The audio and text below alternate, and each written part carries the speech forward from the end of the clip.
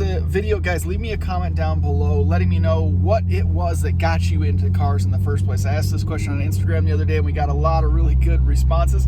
I'm super interested in hearing what got you all into automobiles, cars, motorcycles, whatever the case may be. So leave me a comment down below. Now, for the video. If you're new to the channel, I recently posted a video about parts that you don't want to cheap out on when it comes to modifying your car. If I can remember, I'll put a card going across the top to that video, but in today's video, I want to talk about some areas in which you can save a little bit of money and not necessarily sacrifice performance or quality. We often hear you get what you pay for. It's a very commonly expressed sentiment in the car modification world. However, that statement is not always true. Number one, the first thing I'm going to say actually is Aero. Chin spoilers, front splitters, side splitters, spoilers.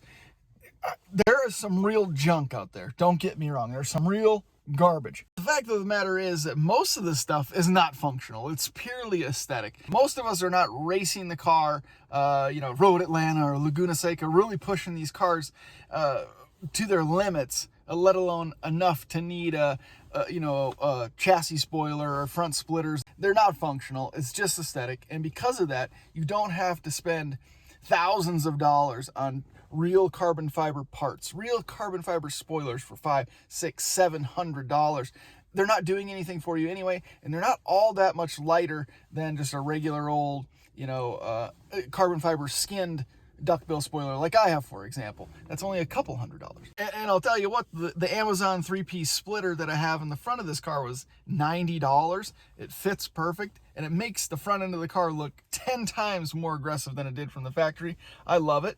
I totally transformed the front end of this vehicle, and I've had it on there for well over a year with no issues, no complaints, and it looks really good. There was no need for me to spend $200, $300, $400 on a splitter. The same holds true for side splitters, although I don't have any myself. You can find some for as cheap as $40 that probably aren't all that good, and they're just sort of a universal fit.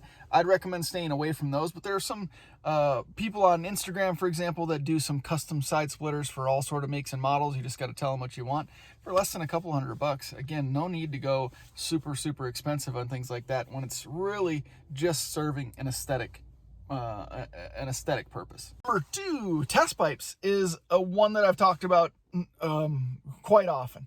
There are a lot of really cheap options out there that will serve the purpose and last you as long as you have the car, to be quite honest. Just do a little bit of research to find some reviews, but honestly, there's no need to go to Fast Intentions, for example, and spend $300 on non-resonated test pipes. It's a little absurd to me, to be honest. No doubt Fast Intentions is a good company, and you're going to get a quality product for them, but when it comes to test pipes, you're just paying for the name. That's just straight up the truth. Now, I know there's going to be people that are shouting, but the welds, the flanges, blah, blah, blah. And that's where I say just do a little bit of research and make sure you're checking the reviews, because if a specific brand has a reputation for welds cracking or flanges not being planed properly to seal up, you're going to know about it. But to be honest, I haven't really seen any negative reviews on a lot of the brands out there, from Beluga Racing, which you're going to find on eBay, Manzo, $125 for non-resonated test pipes,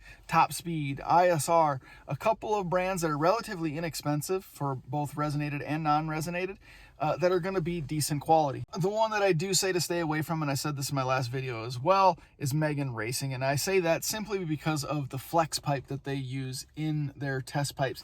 Flex pipe just does not handle that super hot heat coming that close from the engine all that well. It deteriorates, it gets brittle, and it breaks really quickly, and then you're having to replace test pipes. It's just not worth it. Don't go with Megan Racing test pipes. Number three, I'm gonna say tires. Yes, tires. Now, I'm not saying cheap out, because if you watch that video on modifications or parts to not cheap out on, tires is one of them. But that is not to say that you have to spend $300, $400 per tire. It's just not necessary for most of us. Toyo Proxies, Michelin PS4S, some Nitto tires, all really high quality tires, but they're quite expensive and maybe not necessary for all of us, especially considering that there's some options out there like Firestone Firehawk Indy 500s, some even less expensive than that. The Indy 500s are about $200 a tire for these larger size tires. You could look at brands like Sumitomo's, which I've had great luck with over the years. There's other options as well, even as budget friendly as Lexani. But like I talked about before in that other video of tires to not cheap out on, you just have to have your expectations tempered a bit. So if you go with something as inexpensive as Lexani, you got to know that there's going to be limitations. In my case, Lexani LX20s handled really well with lateral movement. They were a relatively long-lasting tire. They grip pretty well in the corners, but they did not grip very well in straight lines. From a dig, it wasn't a great tire.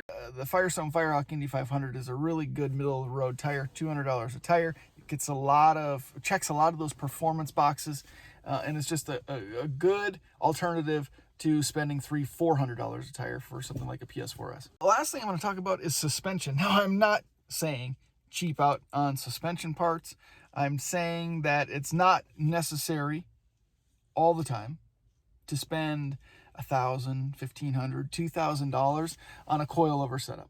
I've talked about this a lot before in the past, and a lot of people like to fight me on it. And although I am probably going to go with coilovers here in the very near future, lowering springs are sufficient for a lot of folks. I would say probably less than 5% of people actually drive their cars hard enough to justify coilovers. I don't want to go into this big argument, but unless you are really, really into dialing in your suspension and you're always looking for the perfect adjustment or the perfect ride height, coilovers are probably a good option for you. However, if you just want to lower your car a bit, get you a little better center of gravity, a little bit of improvement in your handling capabilities, lowering springs are just fine. Now, here's where I am saying you can save a little bit of money, but don't cheap out, because there are some brands that you don't want to go with because they're just not good. But there are some lowering spring companies that are pretty decent.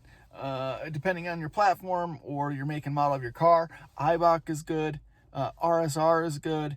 Tane is really good and really inexpensive. $200 or so for a set of lowering springs for the Q50. It's really, really hard to beat that. Generally, I would stay away from Megan Racing or Godspeed or whatever the hell some of these are. So again, I'm not saying to cheap out. I'm just saying you can do a little bit of research and find some ways to save a little bit of money in modifications. Because let's face it, guys, not everybody has thousands of dollars to dump into their cars, but they still want to improve the appearance. They still want to improve some of their performance capabilities, but they have other priorities to think about: families, houses, just building up a savings account maybe. One last honorable mention, I'm going to say go with the Speed Culture Studios custom catback system with the Borla mid muffler. Check out those videos because you can get that set up, which performs just as well and sounds just as good as some of those $2,000 systems out there. No need to spend $2,000 on a catback system when you can get something done custom that sounds just as good. And it's not just me saying that, guys. Well over 100 people have installed the SCS Custom Catback system over the last year or so,